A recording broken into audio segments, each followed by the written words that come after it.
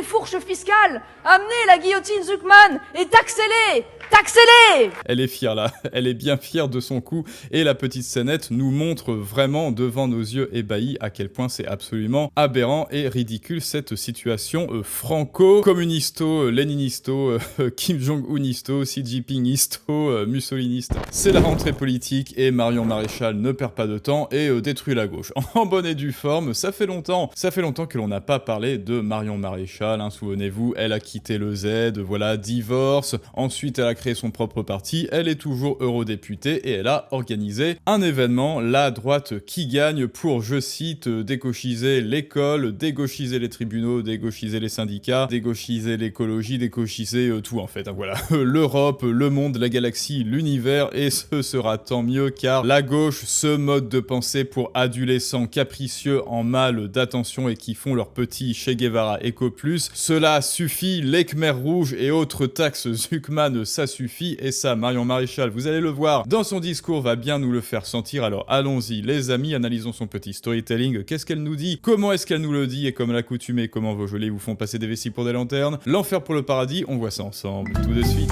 Allez, écoutons Marion Maréchal dans La droite qui gagne, sans transition. On ne sauvera pas la France sans terrasser la gauche.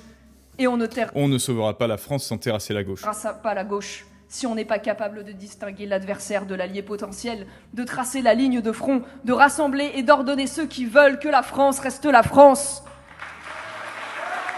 Alors moi je trouve qu'elle a fait énormément de progrès en termes d'éloquence, pas non plus d'élocution, mais en termes de présence scénique. Moi je me rappelle, elle était invitée il y a pas si longtemps que ça sur des radios de gauche qui voulaient la faire passer pour le maréchal Pétain en ayant bien en tête le petit sobriquet qu'ils avaient l'intention de lui donner, à savoir Marion Maréchal Pétain. Hélas, c'était un cuisant échec parce que Marion Maréchal arrive à avoir de la répartie et est parvenue à se défendre contre son adversaire. Vidéo en description et en commentaire, mais ça n'est pas tout, vous le voyez, elle se débrouille également très bien toute seule sur scène. Front, de rassembler et d'ordonner ceux qui veulent que la France reste la France.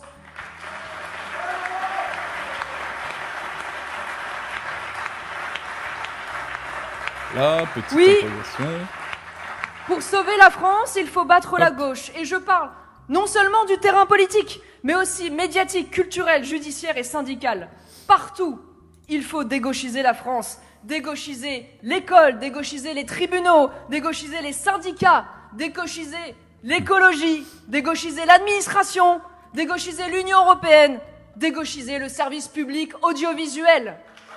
Là, vous voyez, avec ce petit cumul, il faut dégauchiser. En fait, la liste est là, hein, c'est-à-dire il faut dégauchiser l'univers, il faut dégauchiser la Voie lactée. Et là, vous pouvez le constater, hein, autant verbalement qu'à l'écrit, on a un effet de millefeuille. C'est-à-dire, bah voilà, c'est un cumul, c'est une itération, et cette itération nous donne un sentiment d'être submergé. Alors évidemment, il y a du travail, tout cela demande du travail, mais ça nous donne également la mesure de la gauchisation de la France. La gauche est omniprésente, absolument partout, dans l'école, dans les écoles, les tribunaux, les syndicats, l'administration évidemment, l'Union européenne, donc à l'échelle de l'UE avec von der Leyen, bref, absolument partout. Et déjà, si on pouvait privatiser la plupart de ces trucs, ce serait déjà pas mal. Mais oui, cela nous donne la mesure du fait qu'il y a du boulot et que la gauche est surtout omniprésente et qu'il faut faire le ménage. Donc très bien.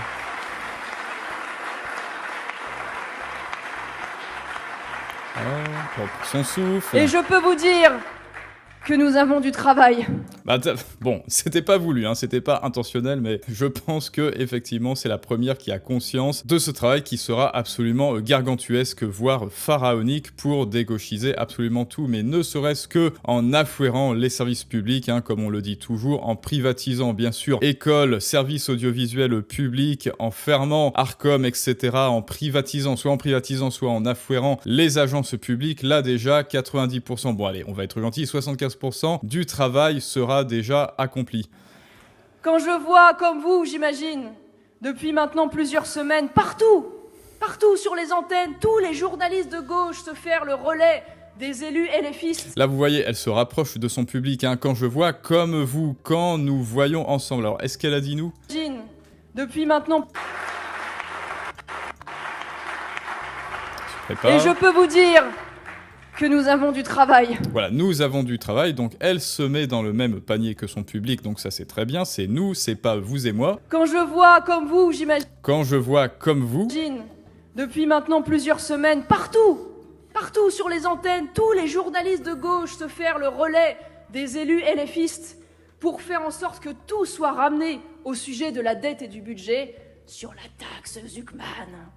On a... Ah, c'est pas mal ce qu'elle a fait là, ça fait un petit peu film d'horreur, vous voyez, il y avait une petite expression et verbale et faciale, elle a changé son timbre de voix, la taxe Zuckman, soyez effrayés, effectivement, la taxe Zuckman, c'est vraiment une taxe que l'on ne peut faire que en EURSS, ça n'est pas possible autrement d'avoir inventé ce genre de taxe et toutes les implications, enfin tout ce que cela implique, c'est-à-dire qu'avec la taxe Zuckman, où on vous dit en petit storytelling, oui c'est pas grave, ça n'est que 2%, vous allez pas chialer, alors qu'il y a des cumuls. Évidemment que Bernard Arnault n'a pas tout son patrimoine sur son compte en banque, ça c'est encore une mentalité de petit français gauche hystérique. Évidemment qu'il va devoir céder des parts de LVMH, ce qui signifie que en 25 ans à peine, que en 2050, eh bien la moitié de LVMH appartiendra à l'État, tout ça juste grâce à la taxe. C'est pas génial ça? Eh oui, dans 25 ans, l'État français sera actionnaire majoritaire de LVMH, l'État français représentera la moitié de son conseil d'administration et bien sûr LVMH fermera ses portes bien avant.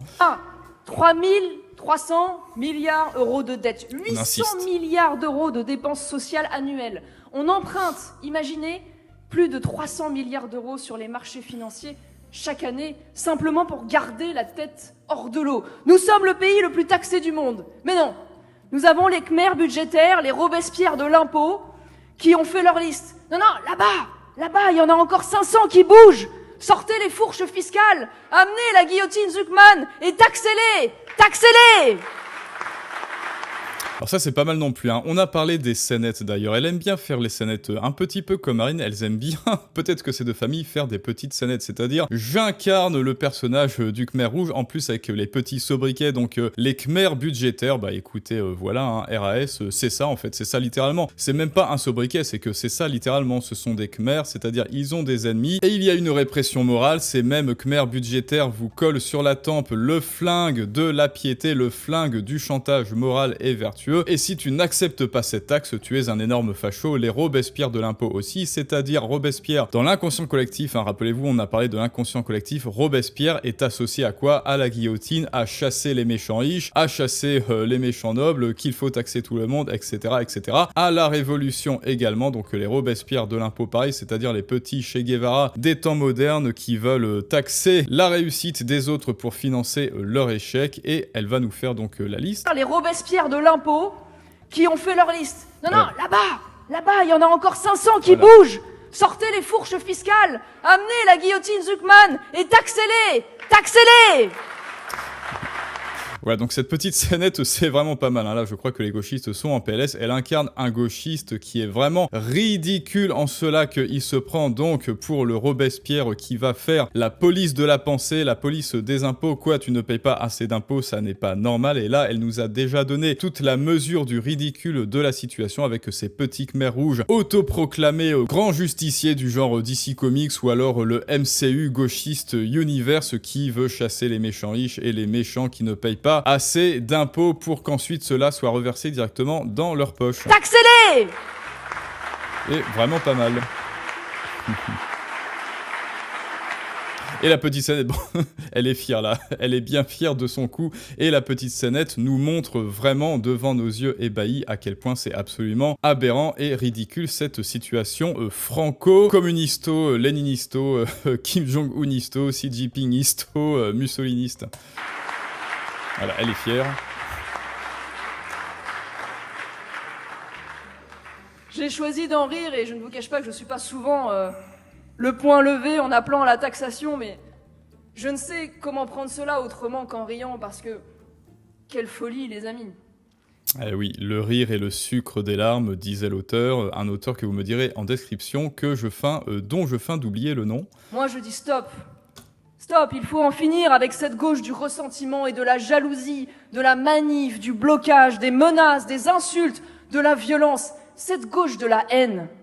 Là, pareil, un empilement de verbes, empilement d'arguments et empilement, eh bien, en fait, de faits qui montrent, encore une fois, par effet de cumul, à quel point cette gauche est complètement capricieuse, que c'est l'œuvre d'adolescents, d'adolescents mentaux qui restent dans leur cocon amniotique symbolique et qui ne veulent pas faire d'efforts et qui comptent sur ceux qui ont pris des risques, qui ont fait des efforts et sur ceux qui travaillent également, puisqu'ils sont payés par les Nicolas, pour financer à peu près tout, en fait, puisque c'est là la France gauchiste, c'est là le gauchotopia français. On va laisser les gens travailler et comme ils travaillent, ils seront punis et ils devront nous donner tout le fruit de leur production et de leur travail, tout le fruit de leur travail, nous qui ne travaillerons jamais. Parce que la haine, elle est... Au nom, bien sûr, de l'égalité, de la vertu, de la solidarité, c'est ça que l'on voit dans la taxe Zuckman, au nom de l'égalité, au nom du partage, au nom de il faut partager, il faut être égaux, c'est ça, c'est le procuste, c'est-à-dire tu es trop petit, on va t'écarteler, tu es trop grand pour rentrer dans le lit, on va te couper les membres, et à la fin, tout le monde sera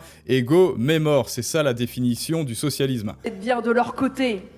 Et c'est urgent, parce que si nous perdons encore 5 ans, combien de centaines de milliards d'euros de dettes supplémentaires allons-nous subir? Combien d'entreprises auront mis la clé sous la porte?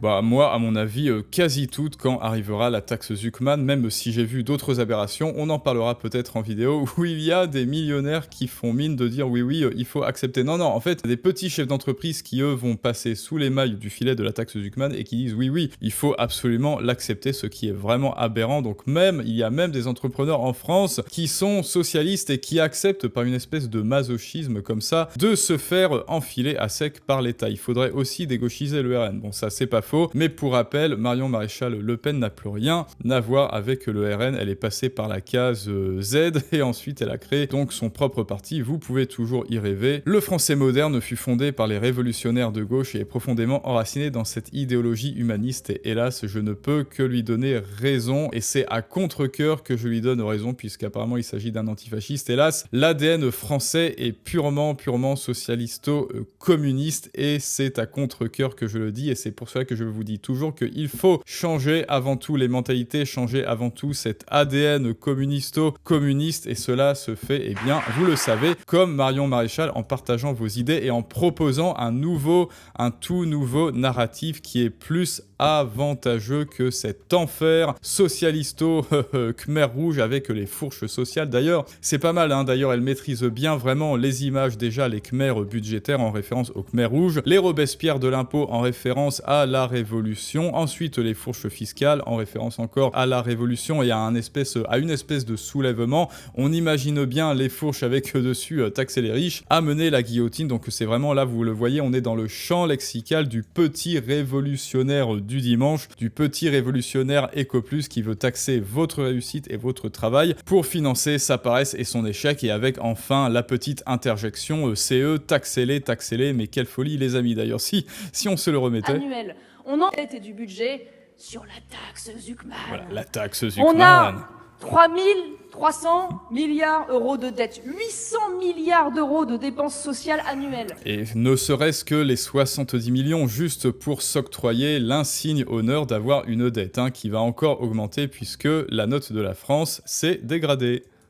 Simplement pour garder la tête hors de l'eau. Nous sommes le pays le plus taxé du monde. Mais non, nous avons les khmers budgétaires, les Robespierre de l'impôt, qui ont fait leur liste. Non, là-bas, il y en a encore. Ils ont fait leur liste, ça aussi c'est parfaitement ridicule. Et là, le petit jeu de rôle. Encore 500 qui bougent. Le petit roleplay gauchiste, World of Gauchiste.